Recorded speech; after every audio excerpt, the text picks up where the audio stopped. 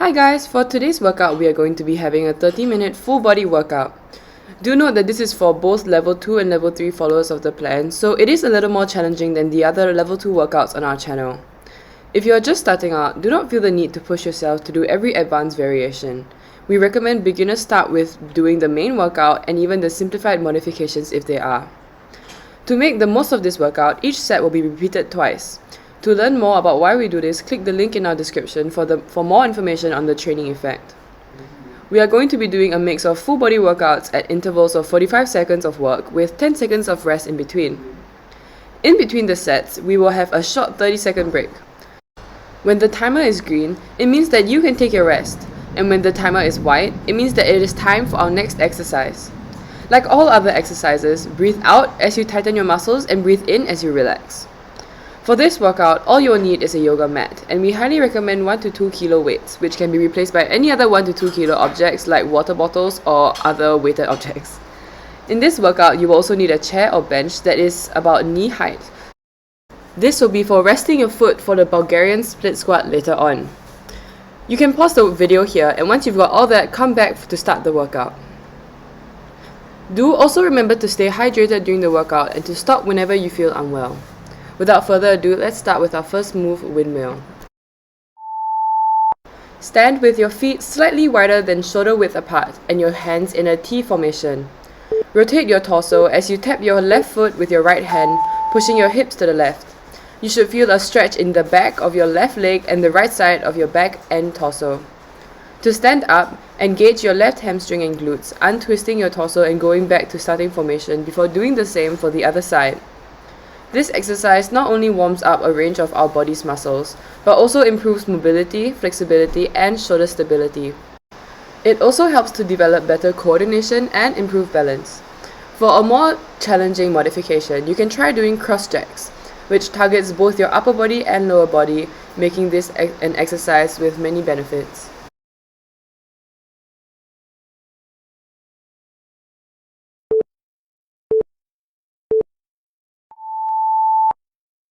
For our next exercise, you're going to need to grab some weights because we're going to do bicep curls and shoulder presses. This move is pretty self-explanatory if you look at the GIF, but make sure that when you're curling, you really feel the burn in the front of your upper arm, the biceps, and when you push up, you tighten your shoulders so that you feel it in your triceps and your shoulders, and as well as your upper back.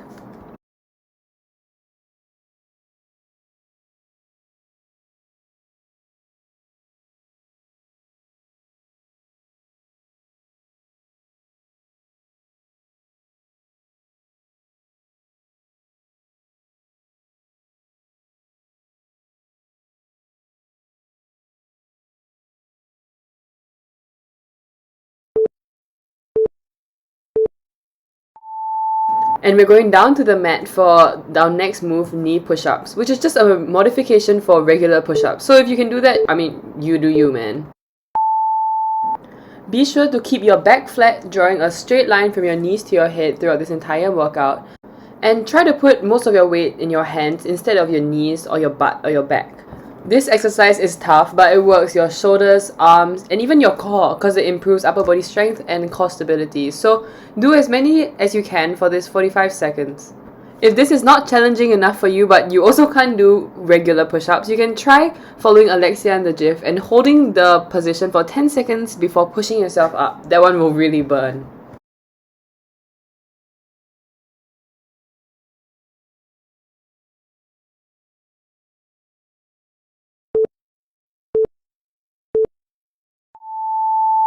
And we are turning over for tabletop tricep dips. As the name implies, we're going to be working our triceps here. Sit on the floor with your knees bent and hands at your sides directly underneath your shoulders. Lift your hips off the floor with straightened arms before bending your elbows and lowering yourself towards the floor. Make sure your butt doesn't touch the floor. Go as low as you can without straining your elbows and then push yourself back up and repeat. Try not to dip too low when you're going down, make it more than 90 degrees at all times. And also try not to lock your elbow when you push yourself up. This is all to prevent injuries. Also try to put most of the weight in your palms of your hands instead of in your legs. This way you'll get the most workout for your triceps and your back. If this is too challenging for you, you can do a seated tricep dip, placing your hands in a triangle behind your back. And next up, we have up and down planks. I know some of you might dread this, but it's really such a good workout for our upper body, our core, everything. So stay with me, you got this. From a elbow plank position, push up from the palms of your hand as if you're transitioning to a high plank position before going back down into the elbow plank position. I know this is tough on not only your arms but also your core, but you got this. This is such a good workout and you'll reap the benefits sooner or later. Try to minimize torso rotation when you're doing this, and also try to alternate like the order in which your arms are going up, down to make sure you have like balanced growth of muscles. If this is too much for you, you can take a slight break and just do a regular high plank, but do try to go back to up and down planks as soon as possible.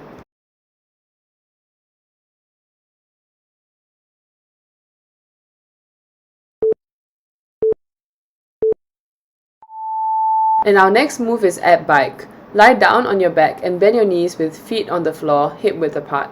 Place your arms behind your head with your elbows pointed outwards. Lift your knees to a 90-degree angle and raise your upper body. Then exhale and move your right elbow and left knee towards each other, and then return to starting position.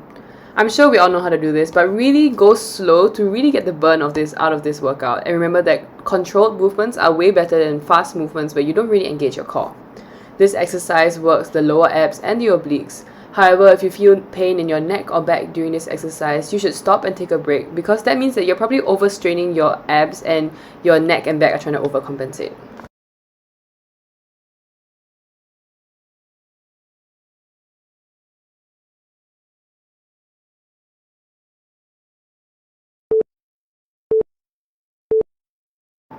Okay, our next one is a tough one.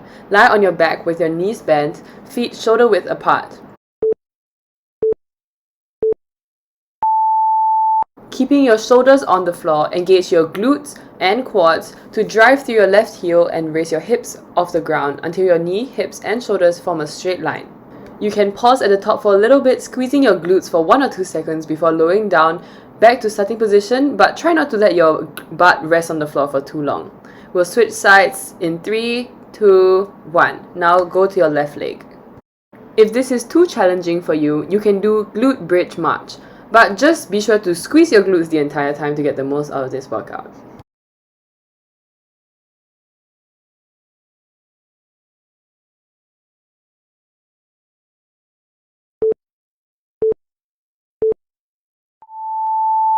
Okay, and this is our last ab workout, guys. Stay with me, we got this.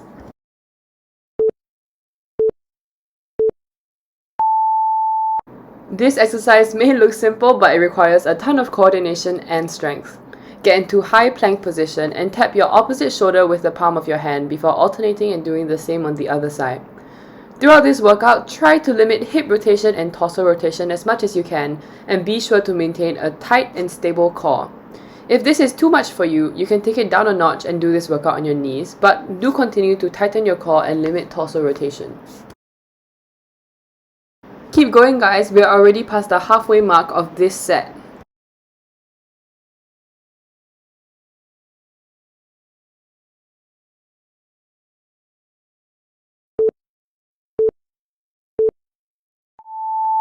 Okay, and we're standing up for an exercise that may be new to some of you. And we're gonna need that chair I was talking about earlier. Rest one foot on the chair and basically start doing a forward lunge. Your leading leg should be about half a meter or so in front of the chair. We're going to be switching legs in 22 seconds, by the way. When you do the lunge, lower your body until your front thigh is almost parallel to the ground and really push from the front heel to stand back up. Try to put most of your weight on the front leg and not so much on the back leg. We are switching legs now. This move not only targets your glutes, hamstrings, quads, and calves, but also demands a ton from your stability and core. So don't worry if you haven't gotten the hang of it yet. You can always come back again and try again in a few days. If this is too much for you, you can always do curtsy lunges alternating sides for 45 seconds. Our next exercise is Tricep Kickback. It will be great if you could have weights for this exercise, but if you don't, it's okay.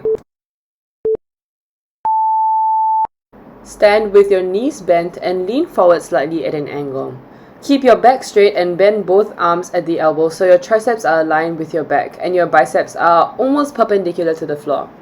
Engage your core and your triceps and hinge at the elbow, making sure to isolate your forearm and basically not move your upper arm at all. Alternatively, you can also do overhead extensions as an advancement, but do note that this move is slightly more prone to injury and you could really injure your elbow if you're not careful or experienced, so do approach it with caution and intention.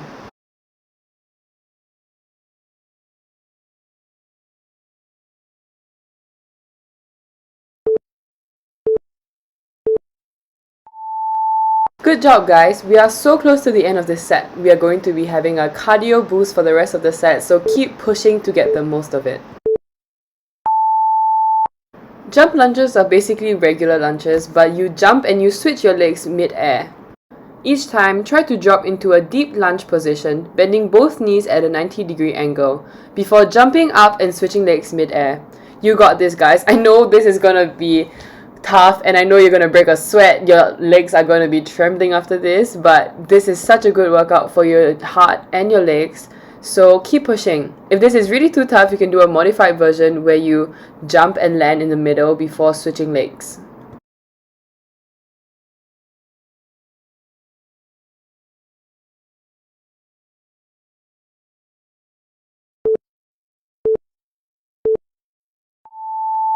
For skater jumps, start with your legs slightly wider than shoulder distance apart and arms at the side.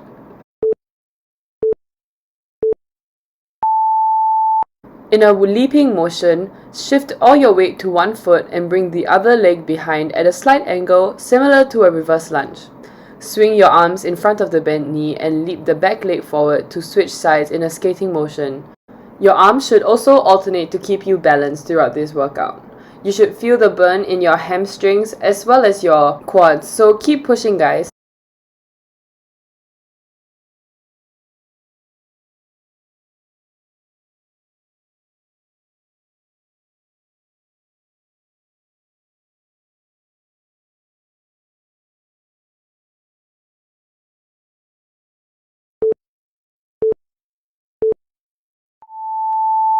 The next one's a classic, jumping jacks. I'm sure we all know how to do this, so you've got to give me your all. During this 45 seconds, do remember to stay light on your toes and straighten your arms the whole way. To get the most of this workout, push towards jumping harder and faster, completing the full range of motion for your arms and legs. Keep pushing guys, we only have 2 more exercises after this.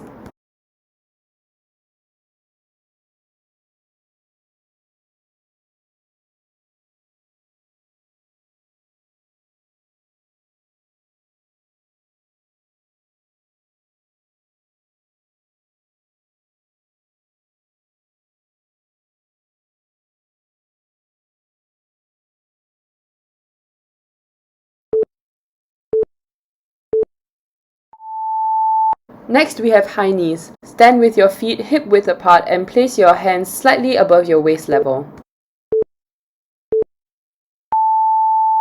Jog on the spot but consciously lift your knees even higher to burn more calories and to get your heart pumping. Continue the movement alternating legs and moving at a sprinting or running pace. You got this guys, keep pushing, keep pushing. I know this is simple but you get as much out of this as you put in, so keep on pushing guys.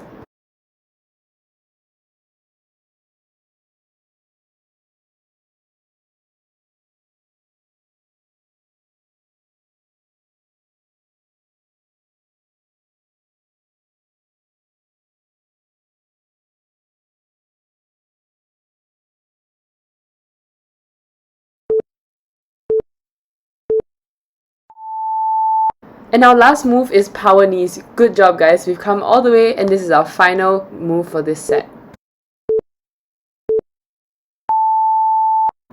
We'll be switching sides after 22 seconds. For this move to be effective, you really need to drive your knee towards your hands and crunch your core. The more effort you put in, the more you'll get out of this workout. Keep pushing guys, we're switching sides in about 10 seconds.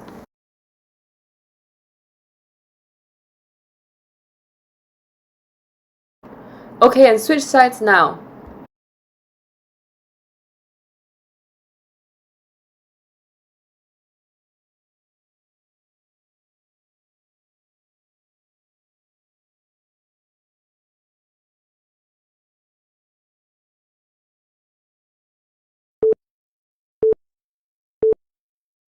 Good job, guys, and that's it for our first set.